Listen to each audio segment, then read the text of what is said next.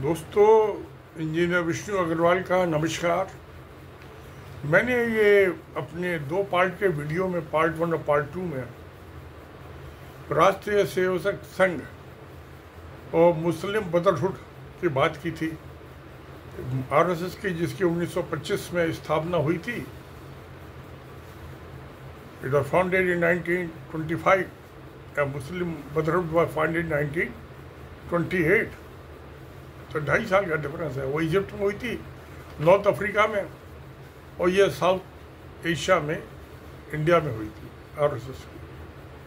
अब 100 साल हो जाएंगे आरएसएस को, और मुस्लिम मुल्क तो ख़त्म हो गया पहले, वो 100 साल नहीं पूरा कर पाया।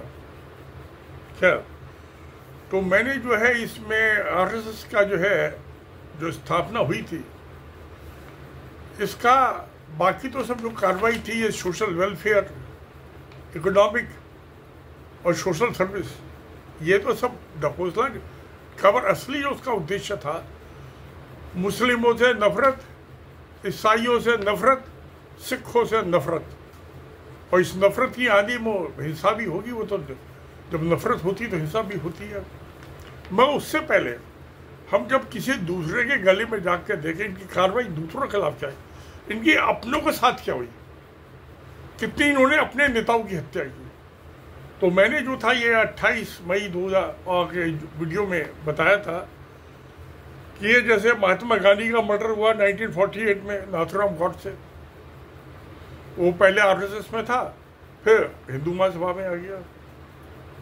श्यामा प्रसाद मुखर्जी जून 1953, दीनदयाल उपाध्याय फरवरी 1968, प्रमोद महाजन अप्रैल 2006, गोपीनाथ मुंडे जून 2014, हरेन पांड्या मार्च 2003। ये चीफ मिनिस्टर बनना चाहता था, नरेंद्र मोदी से सीनियर प्रचारक था, और गुजरात में ही होम मिनिस्टर रह चुका था केशुभाई ठाकरे की गवर्नमेंट में। इसकी हत्या करा दी। सुनील जोशी बड़ा एक और सीनियर प्रचारक आरएसएस का, वो जो था मध्य प्रदेश में, ये प्रज्ञा सिंह ठाकुर वगैरह जो साथ का गैंग था, इसकी हत्या करा दी। अब वो प्रज्ञा सिंह ठाकुर वाला जो मक्का मस्जिद का, जिसमें कुछ आदमी मर गए थे, जख्मी हुए थे, 17 साल हो गए मुकदमा चलते। अब वो जुलाई 30 की डेट लगाई हुई है जज साहब ने, पहले 8 मई की डेट थी। इन्होंने हत्या की। मुंबई में दीनानाथ मंगेशकर ऑडिटोरियम में, ये पार्ले ईस्ट, विले पार्ले ईस्ट में, बम्बई में हुई थी ये 1993 में। गौरी लंकेश की 2017 में बंगलौर में हुई, सितंबर 2017 में।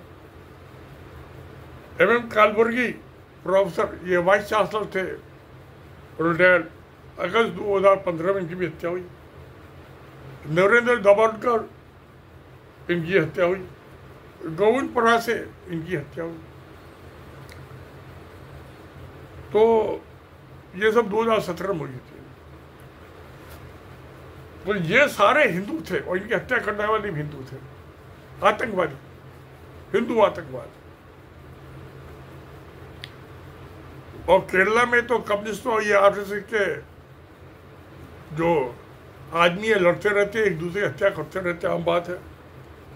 मुझे एक खास बात हुई, BH लोहिया, CBI का स्पेशल जज, जो अमित शाह जो आज होम मिनिस्टर के मुकदमे की सुनवाई कर रहा था प्रजापति की हत्या के मामले में, और प्रजापति से कराई उसकी हत्या, ये हरेन पांड्या की, होम मिनिस्टर थे। और उसके बाद ये जिससे हत्या का, उसकी हत्या कर दी, प्रजापति की। और शोराबुद्दीन था, उसका काम था ठगी। अमित शाह के बाद में जो राजस्थान के, गुजरात के स्टोन के माइंस के जो माइनर्स थे, उनसे ठगी करके, और इसको अमित शाह को पैसे देता था। तो एक हत्या, एक चेन मर्डर्स की।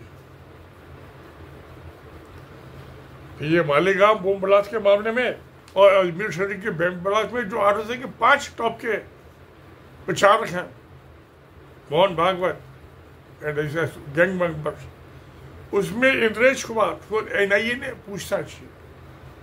और कहा कि काफ़ी सबूत नहीं है कि इसको बहुत मत चला था। अरबिक सबूत है या नहीं है तो अदालत देखेगी ना।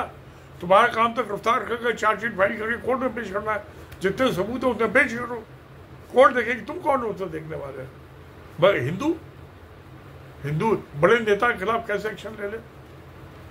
अभी संभल में भी गया था वो 2-3-4 दिन पहले, वहां पे एक मंदिर बना हुआ नया, कालकी, पता नहीं कौन थी कालकी। तो अब ये सब जो है मैंने हिंदुओं की आतंकवाद का बताया। अब इसी सिलसिले में ये अयोध्या में मस्जिद का डिमोलिशन हुआ था 6 दिसंबर 1992 को, और उसके बाद जो था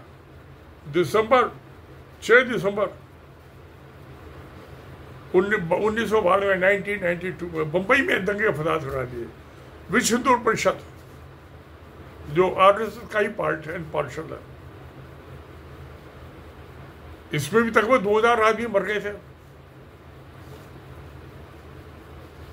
और वहाँ बम्बई ब्लास्ट भी हुआ था, कुछ ट्रेन वगैरह में जो था 12 जगह कोऑर्डिनेट बम ब्लास्ट हुए थे। इसके नतीजे में वो मुस्लिमों ने किए थे। ये 2000 आदमी मारे इन्होंने, और इसमें जो थे 12 जगह जो बम ब्लास्ट हुए थे, इसमें भी शायद तकरीबन 200 आदमी मरे थे बम ब्लास्ट में।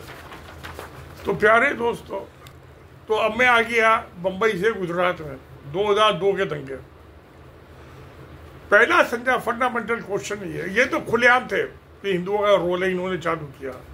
अब गुजरात का मामला, प्यारे, गोधरा जो साबरमती ट्रेन थी जिसमें कहते कार सेवक जलाए गए, वो ए ग्रेड की ट्रेन थी।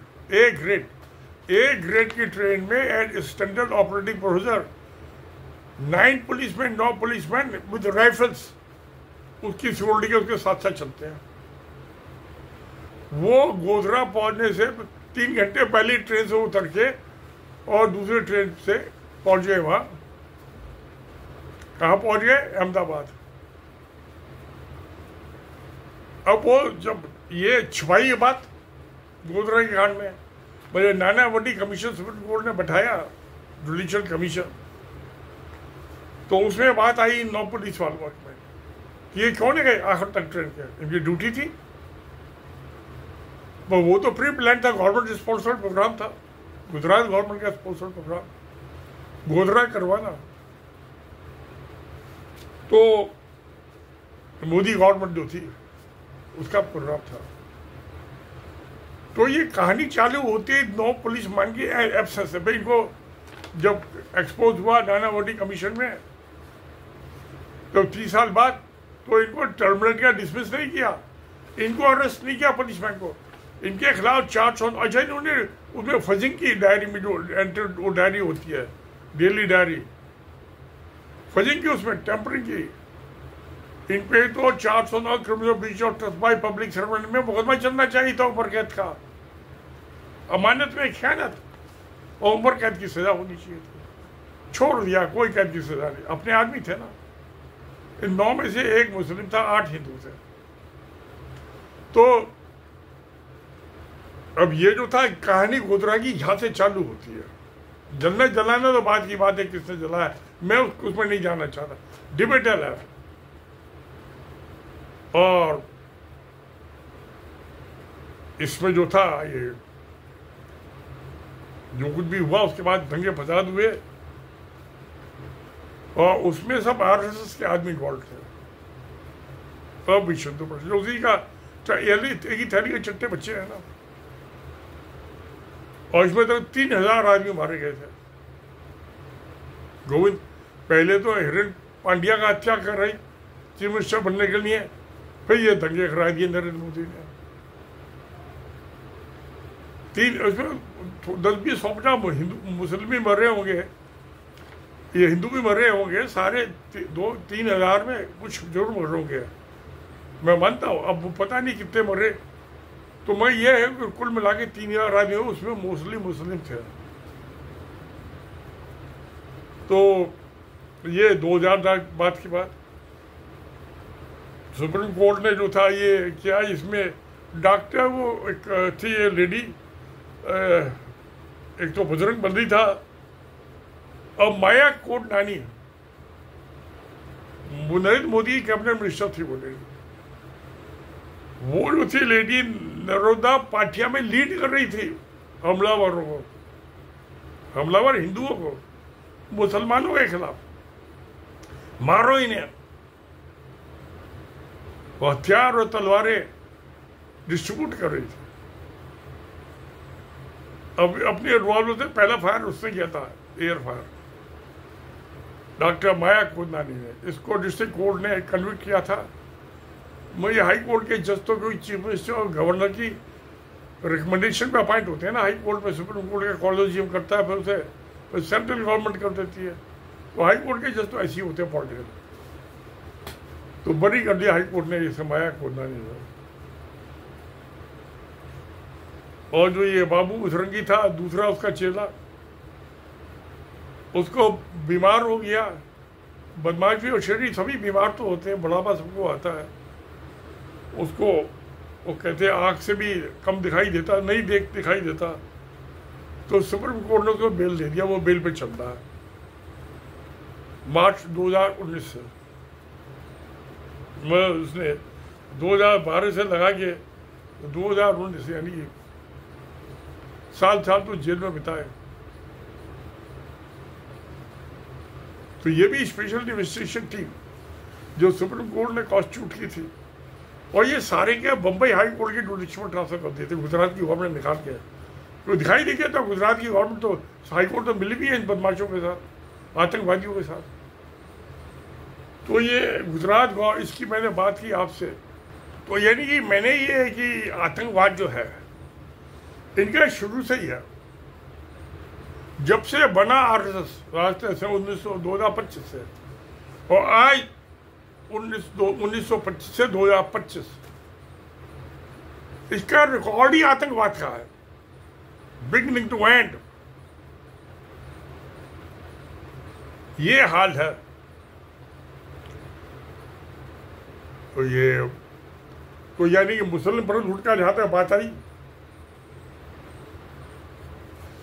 तो मगर मुस्लिम वर्ल्ड में जो था वो मुस्लिम ब्रदरहुड जगह जगह बदमाशी कराते रहते। उसके बड़े इजिप्ट के तो 2 प्रेसिडेंट जो थे वो भी क्या नाम उसके बन गए थे प्रेसिडेंट, कई दफे बैन किया। सबसे पहले अब्दुल्ला हसन ने 1945 में 48 में किया था, और गांधी के बड़े हिंदुस्तान में भी सरदार पटेल ने बैन किया था आरएसएस को, आतंकवादी संगठन को। तो मगर जो था ये उसको तो खत्म हो गया।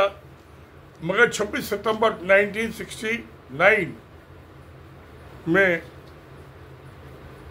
जो था ये 57 कंट्रीज मिडिल ईस्ट के, मोस्टली मिडिल ईस्ट के, कुछ अफ्रीकन कंट्री भी थे,